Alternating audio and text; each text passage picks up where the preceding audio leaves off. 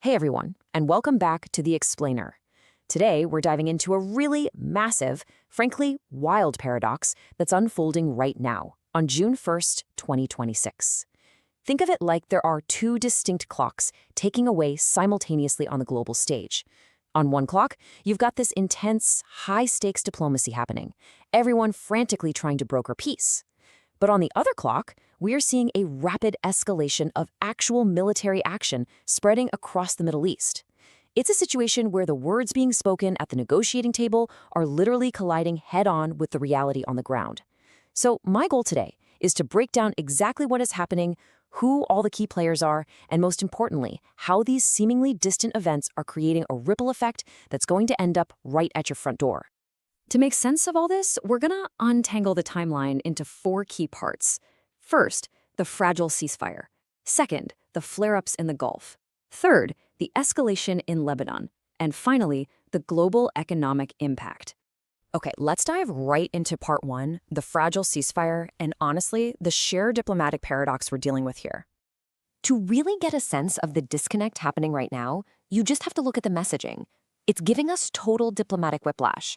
On one hand, from Washington's perspective, President Trump posted on Truth Social that indirect talks with Iran are continuing at a, quote, rapid pace, even noting that Iran really wants to make a deal. But then, on that exact same day, Iranian state media, specifically outlets tied to the Islamic Revolutionary Guard Corps, claimed the regime is halting peace talks completely. They cited what they consider to be ceasefire violations by the U.S. and Israel and announced they are putting the activation of other fronts on their agenda. So we're not just looking at two sides reading from different pages here. They are reading from entirely different books. So what exactly are they haggling over? Right now, mediators, led by Pakistan, are trying to hash out a highly sensitive draft memorandum of understanding. And the stakes? They're massive. The framework they're negotiating involves a 60-day extension of the current ceasefire.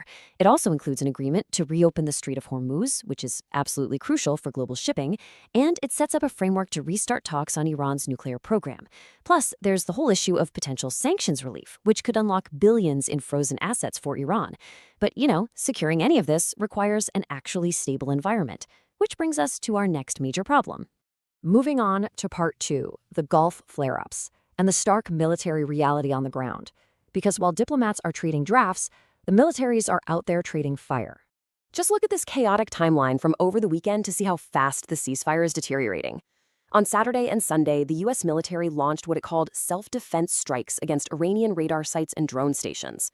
The U.S. says this was a direct response to Iran shooting down an American drone over international waters. Then, at exactly 11 p.m. Eastern Time on Sunday, which is a super rapid turnaround, Iran retaliated. They fired ballistic missiles right at American forces based in Kuwait. The Iranian Revolutionary Guard Corps claimed they specifically targeted the airbase where the U.S. launched its weekend strikes from. Immediately after that, U.S. and Kuwaiti forces intercepted the missiles. Now, both sides are fiercely accusing each other of violating the April 8th ceasefire, and both are claiming their own actions are strictly defensive. It's a classic, dangerous tit-for-tat. And if you want to understand Tehran's perspective on this escalation, this quote from Iranian Foreign Ministry spokesman Ismail Bakai hits the nail on the head. Following the European Union's condemnation of the strikes on Kuwait, Bakai pushed back hard. He called the EU statement a masterclass in selective moral outrage and flat out labeled it hypocritical. It just goes to show how deeply entrenched these narratives are.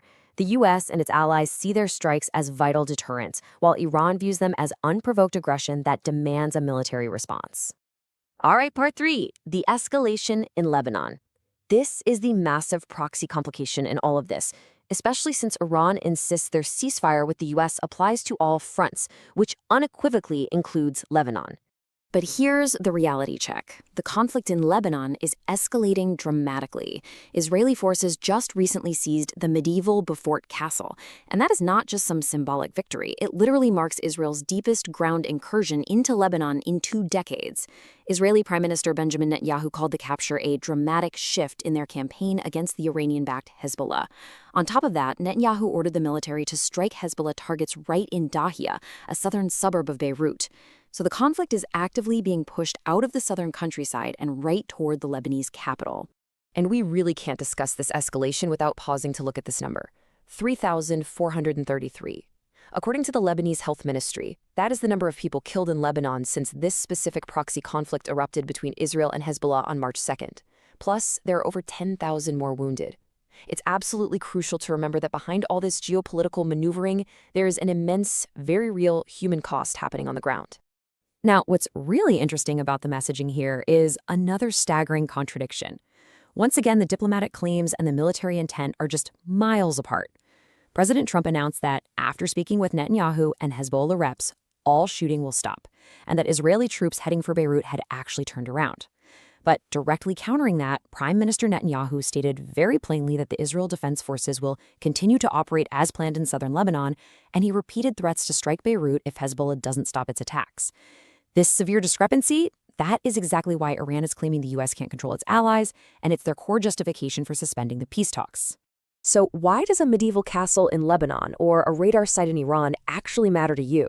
Let's get into part 4, the global economic ripple effect. Because these localized regional clashes, they are actively spilling over into a strategy to choke off global trade. Iranian state media announced that completely blockading the Strait of Hormuz and activating other fronts are back on the agenda. More specifically, Iran is threatening to have its Houthi allies in Yemen start attacking commercial shipping in the Bab el-Mandeb Strait.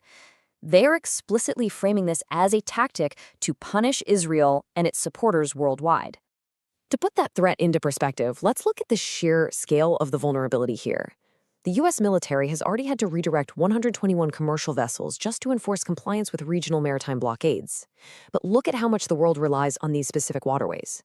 Roughly 14% of all global maritime trade passes through the Bab el-Mandeb Strait, and an astonishing 20%, literally 1/5 of the entire world's crude oil, transits the Strait of Hormuz.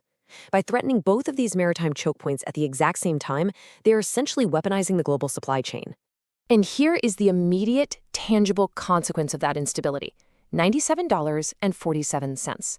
That's what the price of a barrel of international benchmark Brent crude oil hit after it spiked nearly 7% following these recent flare-ups. Remember, before this war, oil was sitting pretty comfortably around $70 a barrel. This kind of drastic price jump hits companies with massive fuel bills. It heavily pressures Wall Street, especially smaller businesses relying on borrowing. And worst of all, it threatens to send global inflation soaring, which at the end of the day means higher bills for households everywhere. We're going to wrap up today's explainer with this quote from UN spokesman Stephanie Dujarric. He said, "We are deeply alarmed by the escalation in military activities across southern Lebanon and beyond." Honestly, it perfectly summarizes the incredibly precarious situation the world is facing right now. With global economic lifelines under threat, drone strikes continuing, and diplomatic talks seemingly totally stalled, it leaves us with one really pressing question to think about.